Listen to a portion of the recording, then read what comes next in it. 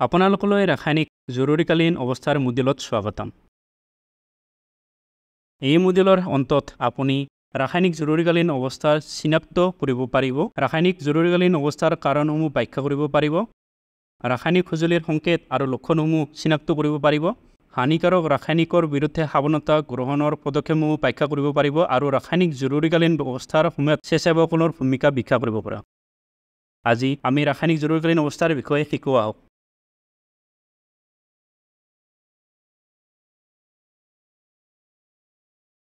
বিগত কেইবাটাও দশক ধৰি মহান ঔদ্যোগিক দুৰ্যোগৰ বৃদ্ধি পোৱা বিপদ আৰু পৰিণামসমূহৰ বিষয়ে সজাগতা বৃদ্ধি পাইছে।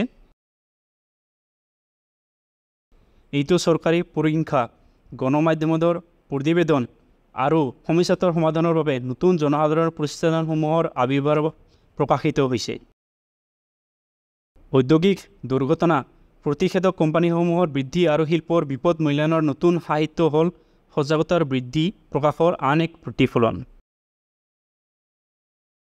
ঔদ্যোগিক বিপদসমূহ হৈছে মানুহ আৰু জীৱন সমৰ্থন ব্যৱস্থাৰ বাবে অৱসৰ সৃষ্টি কৰা বিপদ, যি সামগ্ৰীৰ ব্যাপক উৎপাদনৰ পৰা উৎপন্ন হয়। যেতিয়া এই বিপদসমূহ মানুহৰ সহনশীলতাৰ ক্ষমতা বা পৰিৱেশৰ প্ৰতি গৃহীত ক্ষমতাসমূহ অতিক্ৰম কৰে, তেতিয়া ই ঔদ্যোগিক দুৰ্ঘটনাৰ সৃষ্টি কৰে। ঔদ্যোগিক বিপদসমূহ উৎপাদনৰ প্ৰক্ৰিয়াৰ যিকোনো পৰ্যায়ত সংঘটিত হ'ব পাৰে, য'ত খনন, প্ৰক্ৰিয়াকৰণ, উৎপাদন, পৰিবহণ, সংগ্ৰহ, ব্যৱহাৰ আৰু নিষ্কাশনৰ অন্তৰ্ভুক্ত। ঘটনাসমূহ সাধাৰণতে ৰাসায়নিক, ৰেডিঅ'এক্টিভিটি, জেনেটিক সামগ্ৰী আৰু ইয়াৰ পৰা ক্ষতিকাৰক পদাৰ্থৰ মুক্তিৰ সৈতে জড়িত। এতিয়া আমি ৰাসায়নিক আকৰ্ষণৰ বিষয়ে উন্নত বুজি লৈছোঁ। আহক আমি ৰাসায়নিক জৰুৰীকালীন অৱস্থাৰ কাৰণসমূহ বিষয়ে শিকোঁ। ৰাসায়নিক দুৰ্ঘটনাসমূহ একাধিক কাৰণৰ বাবে সংঘটিত হ'ব পাৰে, যেনে প্ৰক্ৰিয়া আৰু সুৰক্ষা ব্যৱস্থাৰ বিফলতা, মানুহৰ ভুল, প্ৰযুক্তিগত ভুল, পৰিচালনাৰ ভুল, প্ৰাকৃতিক দুৰ্যোগৰ ফলাফল, পৰিবহণৰ সময়ত হোৱা দুৰ্ঘটনা, হানিকাৰক বৰ্জ্য প্ৰক্ৰিয়াকৰণ বা নিষ্কাশন, অথবা সন্ত্ৰাসবাদী আক্ৰমণৰ কাৰণে। বিশেষ ৰাসায়নিকসমূহ চিনাক্ত কৰাৰ বাবে বিভিন্ন যন্ত্ৰ উপলব্ধ আছে, যিয়ে জৰুৰীকালীন অৱস্থাৰ সৃষ্টি কৰে। পদাৰ্থৰ হানিকাৰক সত্তৰ পৰীক্ষা কৰিবলৈ উৎপাদনৰ পাত্ৰৰ লেবেল চাওক বা যোগানদাৰ দ্বাৰা প্ৰদান কৰা সুৰক্ষা তথ্য পৃষ্ঠা পৰীক্ষা কৰক। যদি আপুনি এখন উদ্যোগত ধোঁৱাৰ প্ৰচুৰ মেঘ বা জ্বলন্ত অগ্নি দেখা পায়, যদি আপোনাৰ নাকৰ পৰা পানী প্ৰবাহিত হৈছে, চকুত চকু পানী বা ধোঁৱাৰ বাবে কোনো অস্বস্তি অনুভৱ কৰিছে, তেন্তে ই ঔদ্যোগিক ৰাসায়নিক মুক্তিৰ ফলস্বৰূপ হ'ব পাৰে আৰু আপুনি জৰুৰীকালীন পৰিস্থিতিৰ সন্দেহ কৰিব পাৰে।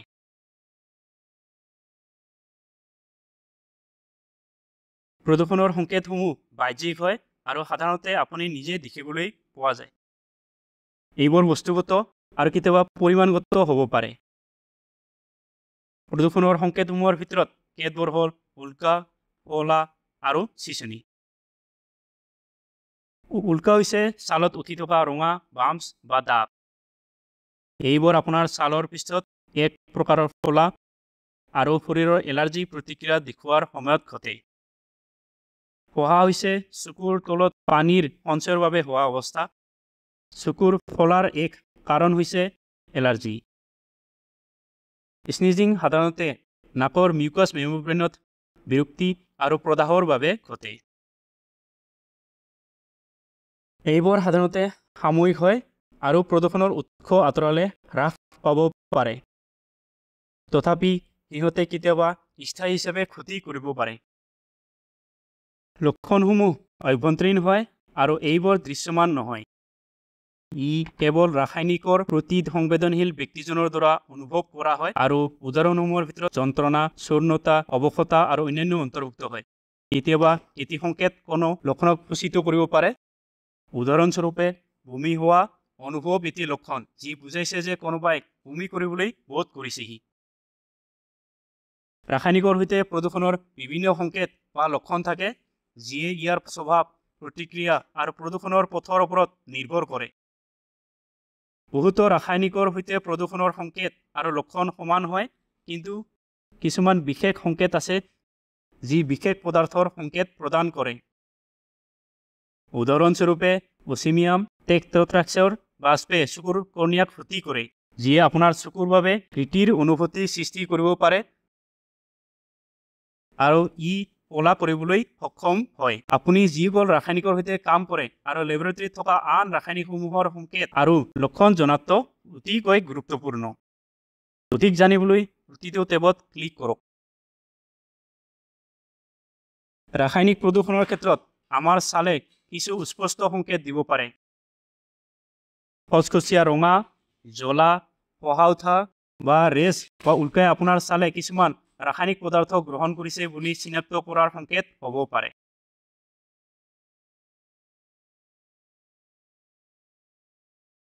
যদি আপুনি কোনো ক্ষতিকাৰক বস্তু গ্ৰহণ কৰিছে, তেন্তে আপোনাৰ পেটত যন্ত্ৰণা, বমি আৰু পেচাবৰ অসুবিধা বা বিশেষকৈ হেনজেনেটিক হাইড্ৰকাৰ্বনৰ সৈতে পেটত গৰম অনুভৱ কৰিব পাৰে। উদাহৰণস্বৰূপে, যদি আপুনি আৰ্ছেনিকৰ সৈতে যোগাযোগ কৰিছে, তেন্তে আপোনাৰ পেচাবৰ ৰং গাঢ় বা ক'লা হৈ পৰিব পাৰে। এইটো এটা চিন্তা কৰাৰ সংকেত। শৰীৰৰ পানী হেৰুৱা ডিহাইড্ৰেশ্যন অন্য এটা সম্ভাৱ্য লক্ষণ হ'ব পাৰে যি আপোনাক মনত ৰখা উচিত।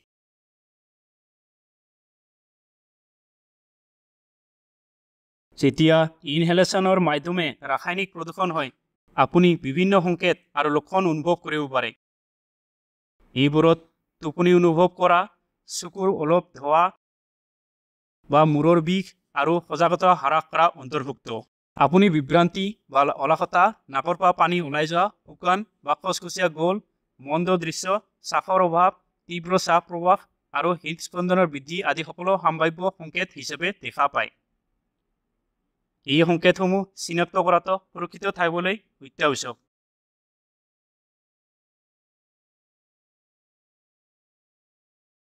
আপোনাৰ চকুও কিছু গুৰুত্বপূৰ্ণ সংকেত দিব পাৰে। আপুনি ৰঙা বা জ্বলন্ত অনুভৱ কৰিব পাৰে আৰু আপোনাৰ চকুত বহুত পানী ওলাই পৰিব। কেতিয়াবা আপোনাৰ চকুৰ পানী আঁচলৰ পৰা মিউকাছ ওলাই যাব পাৰে আৰু আপোনাৰ দৃশ্য ৰক্তময় বা সম্পূৰ্ণ ক'লা হৈ পৰিব পাৰে।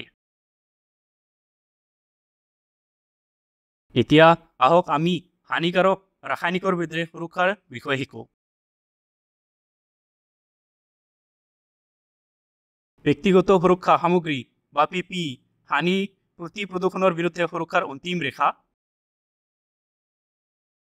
স্বাস্থ্যৰ ওপৰত প্ৰভাৱ পৰাৰ হানিৰ ক্ষেত্ৰত এইটো আপোনাৰ সুৰক্ষাৰ বাবে এটা গুৰুত্বপূৰ্ণ মাধ্যম, যদিও আপুনি প্ৰদূষণৰ আশংকা হ্ৰাস কৰিছে। বহুত ৰাসায়নিকৰ স্প্লেছৰ ঘটনাসমূহ আচৰিত আৰু আগতীয়াকৈ ধাৰণা কৰা নাযায়। PPE বহু লোকক তেওঁলোকৰ শৰীৰত স্থায়ী ক্ষতি বা দৃষ্টিহীন কৰাৰ ৰক্ষা কৰিছে। যেতিয়া PPE ৰাসায়নিকৰ দ্বাৰা দূষিত হয়, তেতিয়া একেবাৰে ইয়াক আঁতৰাই দিয়াটো গুৰুত্বপূৰ্ণ, কাৰণ বহুতো ৰাসায়নিক ইয়াত সৰি পৰাৰ আশংকা থাকে। এতিয়া আপুনি হানিকাৰক ৰাসায়নিকৰ বিৰুদ্ধে সুৰক্ষাৰ বিষয়ে বেছি বুজি পালে। আহক আমি ৰাসায়নিক প্ৰদূষণৰ ক্ষেত্ৰত প্ৰাথমিক চিকিৎসা কেনেকৈ দিব পাৰে সেয়া জানো।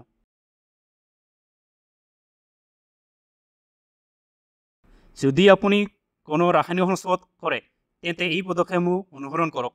উৎস বন্ধ কৰক, হাওঁফাওঁ পৰিষ্কাৰ কৰক, চকু ধুই দিয়ক আৰু ছাল পৰিষ্কাৰ কৰক।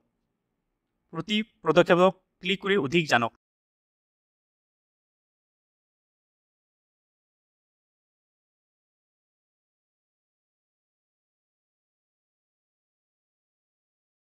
ৰাসায়নিকৰ কণিকা বা ধোঁৱা থকা বায়ুমণ্ডলৰ সংস্পৰ্শত অহা পীড়িতসকলক আঁতৰাওক। বায়ুত উৰি থকা কণিকা বা গেছৰ সৈতে সংস্পৰ্শত পৰাৰ পৰা আপোনাক সুৰক্ষিত কৰিবলৈ গ্লাছ বা অন্য সুৰক্ষা সামগ্ৰী পিন্ধক। ৰাসায়নিকৰ সৈতে সংস্পৰ্শিত যিকোনো কাপোৰ বা গহনাবোৰ আঁতৰাওক। ৰাসায়নিক আঘাত তাপৰ দহনৰে সদৃশ শৰীৰৰ সৈতে সংস্পৰ্শ থাকিলে অৱশ্যে বেছি ক্ষতিকাৰক হোৱাৰ সম্ভাৱনা থাকে।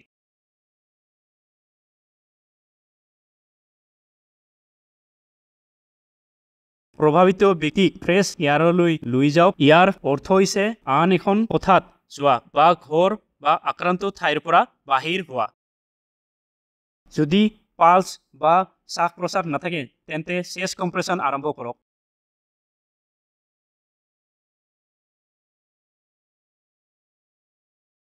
প্ৰভাৱিত চকুটো কমেও 15 মিনিট ধৰি পানী ব্যৱহাৰ কৰি ধুই দিয়ক। নিশ্চিত কৰক যে পানী ঠাণ্ডা হয়। নিশ্চিত কৰক যে যিকোনো দুৰ্ঘটনাপূৰ্ণভাৱে ৰাসায়নিক সম্পন্ন পদাৰ্থ অপ্ৰভাৱিত চকুত নপৰে। মূৰটো এনেভাৱে ধাৰি ৰাখক যাতে আঘাতপ্ৰাপ্ত চকুটি তলত থাকে। নাকৰ পৰা তললৈ ধোৱা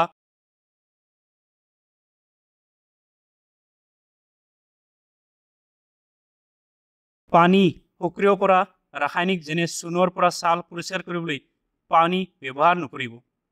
ব্ৰুছেৰে কেতিয়াও চকুৰ কণিকা নুগুচাব। আপোনাৰ খালী হাতেৰে ৰাসায়নিক পদাৰ্থ মুচিব নালাগে। যদি ৰাসায়নিক পানীৰ সৈতে প্ৰতিক্ৰিয়া নকৰে তেন্তে প্ৰভাৱিত ছালখন ঠাণ্ডা পানীৰে কমেও 15 মিনিট ধৰি ধুই দিয়ক। নিশ্চিত কৰক যে পানীৰ প্ৰৱাহ তীব্ৰ নহয় যাতে বিষ বা ফহাৱৰ ভাঙি পৰাৰ কাৰণ নহয়।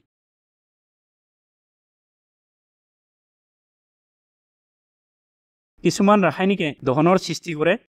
আনবিলাক ছাল বা হাঁওফাঁও জড়িত শোষিত হ'ব পাৰে যিয়ে আন্তৰিক ক্ষতি কৰে। সম্ভৱ হ'লে সদায় ৰাসায়নিকৰ উৎপাদনৰ সুৰক্ষা তথ্য পৃষ্ঠা পৰীক্ষা কৰক অথবা পৰামৰ্শৰ বাবে বিশেষজ্ঞৰ সৈতে যোগাযোগ কৰক। ৰাসায়নিকসমূহ মাত্ৰ শৰীৰৰ বাহিৰৰ ক্ষেত্ৰতে নহয় অন্তৰৰ ক্ষেত্ৰতো গুৰুতৰ ক্ষতি ঘটাব পাৰে। যদি ৰক্ত প্ৰবাহত শোধিত হয় তেন্তে ৰাসায়নিকবোৰে কিডনী বা যকৃতৰ ওপৰত আক্ৰমণ আৰম্ভ কৰিব পাৰে। যদি আপুনি প্ৰশিক্ষিত নহয় আৰু এনে পৰিৱেশত উত্তৰৰ প্ৰয়োজনীয় জ্ঞান নাথাকিলে একো নকৰিব। প্ৰভাৱিত লোকসকলক সুৰক্ষিত স্থানলৈ স্থানান্তৰিত কৰক আৰু চিকিৎসালয়ত প্ৰেষিত কৰক। তলত দিয়া ক্ষেত্ৰত আপুনি আপোনাৰ স্বাস্থ্য পৰীক্ষক তৎক্ষণাত ফোন কৰক। যদি ৰাসায়নিক চকু নাক বা মুখৰ সংস্পৰ্শত হৈছে সুৰক্ষা তথ্য পৃষ্ঠা ৰাসায়নিক হানিকাৰক বুলি জনাইছে অথবা ক্ষতি কৰিব পাৰে।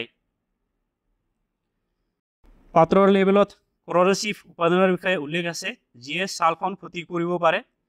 ৰাসায়নিকৰ দ্বাৰা বৃহৎ দহন কাৰণ হ'ব পাৰে আৰু সংস্পৰ্শত আহিলে শ্বাস প্ৰশ্বাসত অসুবিধা হ'ব পাৰে। তৎক্ষণাত আপতকালীন নম্বৰত কল কৰক। যদি প্ৰভাৱিত ব্যক্তি চকৰ লক্ষণ দেখা দিয়ে শ্বাস ল'বলৈ অসুবিধা আৰু সকলো ঠাইত দহন থাকে। সাহায্যৰ বাবে অপেক্ষা কৰোঁতে প্ৰভাৱিত লোকটোৰ প্ৰতি উৎসাহিত কৰক। এলেকাটো বায়ু প্ৰবাহিত কৰক আৰু যথাসম্ভৱ নতুন বায়ু প্ৰবাহিত কৰক। এতিয়া আহক ৰাসায়নিক ঔদ্যোগিক দুৰ্ঘটনাৰ সময়ত কি কৰিব আৰু কি কৰিব নালাগে সেয়া শিকো।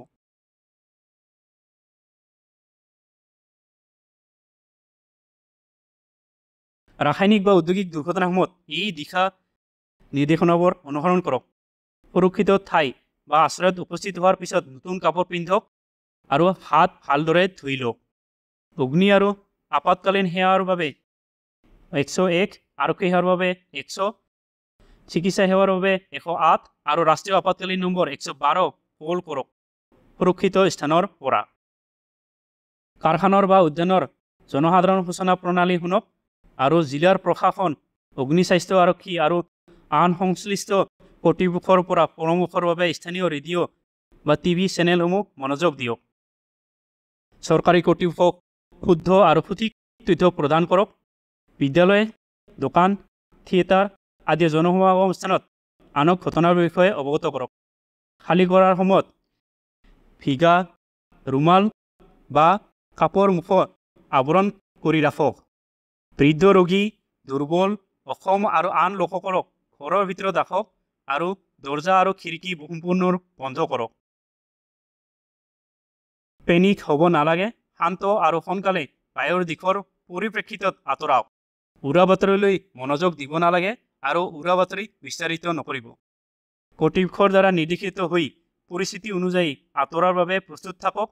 প্ৰথমে আপোনাৰ আঁতৰোৱাৰ পথ জানক আৰু এক আঁতৰোৱা চেকলিষ্ট আপোনাৰ আপতকালীন সামগ্ৰী প্ৰস্তুত কৰক। আৱৰণ নথকা খাদ্য বা পানী গ্ৰহণ নকৰিব। খোলাকৈ থকা পানী পান নকৰিব। কেৱল বটলহে পৰাহে কৰিব।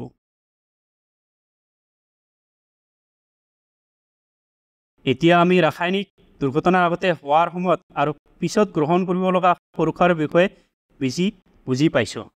এতিয়া আহক সাধাৰণ সময়ত গ্ৰহণ কৰিব লগা সুৰক্ষাসমূহৰ বিষয়ে বুজো। নিৰ্দেশিত হানিকাৰক এলেকাত ধূম্ৰপান জুই জ্বলা বা স্পাৰ্কৰ উৎস সৃষ্টি নকৰিব। ঔদ্যোগিক ইউনিটসমূহৰ ওচৰত বাস কৰা সমূহে সজাগ কৰক।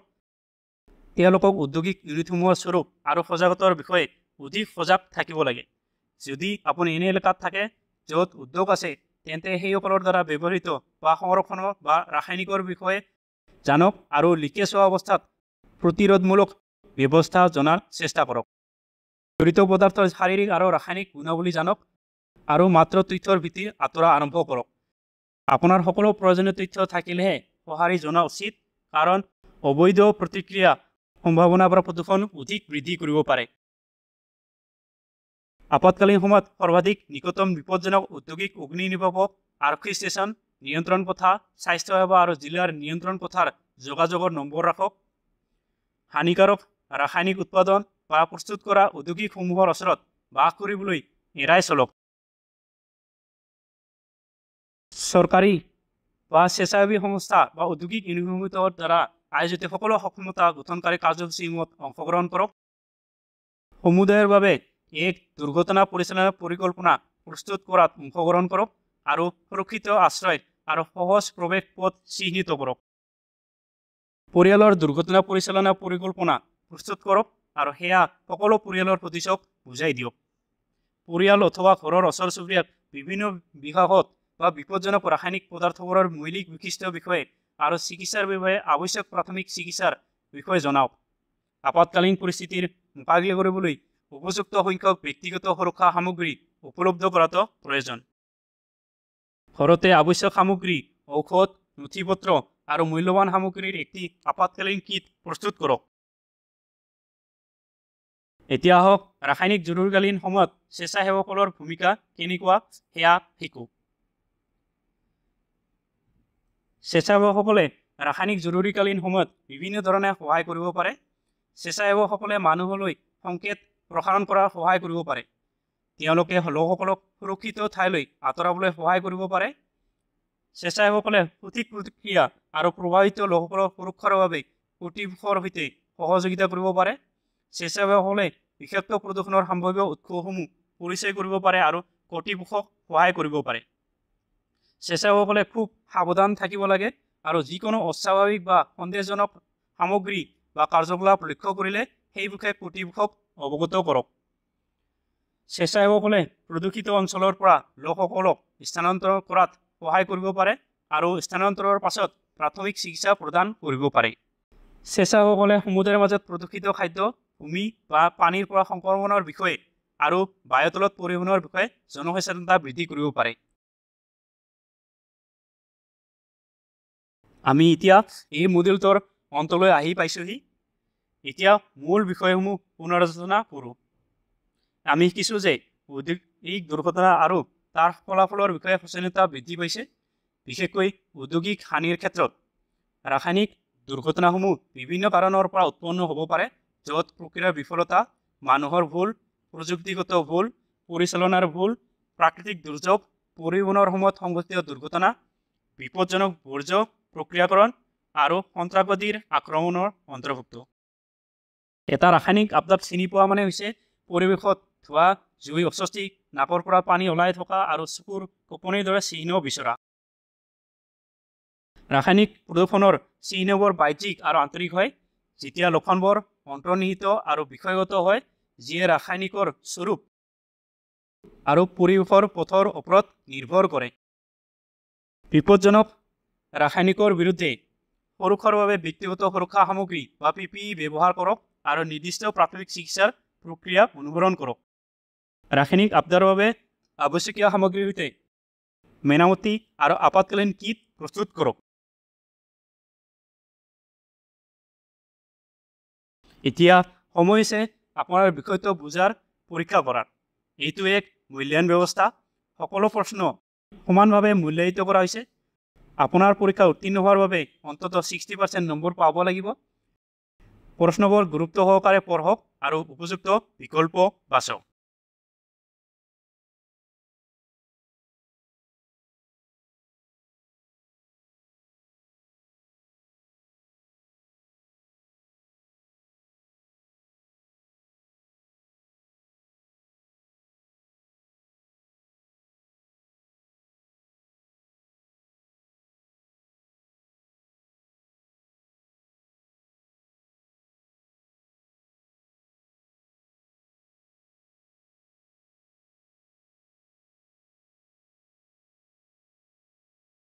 অভিনন্দন।